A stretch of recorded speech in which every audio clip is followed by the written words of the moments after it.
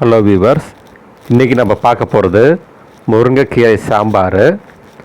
இது வந்து ரத்தம் அதிகமாகிறதுக்கு ரொம்ப நல்லது. வெங்காயம், தக்காளி,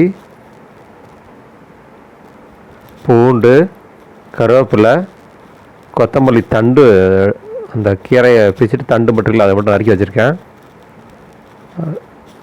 பருப்பு வேக வச்சுருக்கேன்.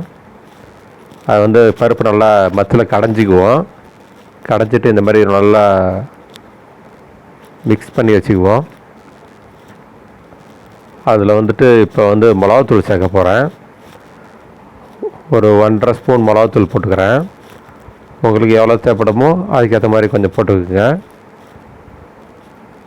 இது வந்து ரொம்ப ஹெல்தி தான்.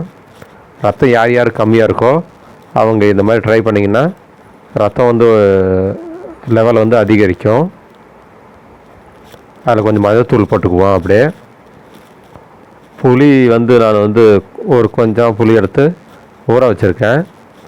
அதை லாஸ்ட்டாக ஊற்றிக்கலான்றதுக்காக பாத்திரம் சுட்டுருச்சு, எண்ணெய் ஊற்றியாச்சு.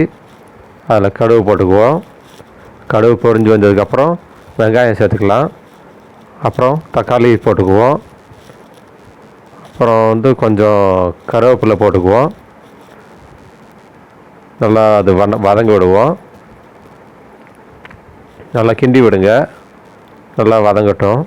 பூண்டு சேர்த்துக்கலாம். அதில் வந்து கொஞ்சம் பெருங்காயத்தூள் சேர்த்துக்கிறேன்.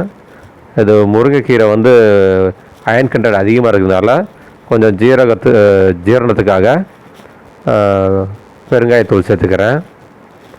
நல்லா எண்ணெய் பிரிஞ்சு வந்துச்சு பாருங்க. அந்தளவு வேக விட்டுட்டு நம்ம கடைஞ்சி வச்சுருந்த பருப்பை இதில் ஊற்றிக்கலாம். தேவையான அளவு உப்பு போட்டுக்குவோம். போட்டுட்டு நல்லா அதை கொதிக்க விடுவோம். நல்லா கொதித்து வந்துடுச்சு. அதில் வந்து நம்ம வச்சுருந்த முருங்கைக்கீரையை சேர்த்துக்குவோம். முருங்கைக்கீரை எந்த பழுப்பும் இல்லாமல், காம்புலாம் இல்லை, எதுவும் இல்லாமல் நல்லா க்ளீன் பண்ணி வச்சுருக்கேன். அதை வந்து லாஸ்ட்டாக இதில் சேர்த்துக்குவோம். சேர்த்துட்டு குழம்போடு நல்லா மிக்ஸ் ஆகிற மாதிரி வேகிறதுக்காக மேலேயாக இருக்கும் மிதங்கும். அது நல்லா கிண்டி விட்டால் தான் எல்லாம் ஃபுல்லாக மிக்ஸ் ஆகி அந்த வாசம் வந்து குழம்புல வந்து இறங்கும். நல்லா கொதிச்சிருச்சு பாருங்க. இந்தளவு கொதிக்க விடுங்க. நல்லா கொதிச்சு வந்துடுச்சு.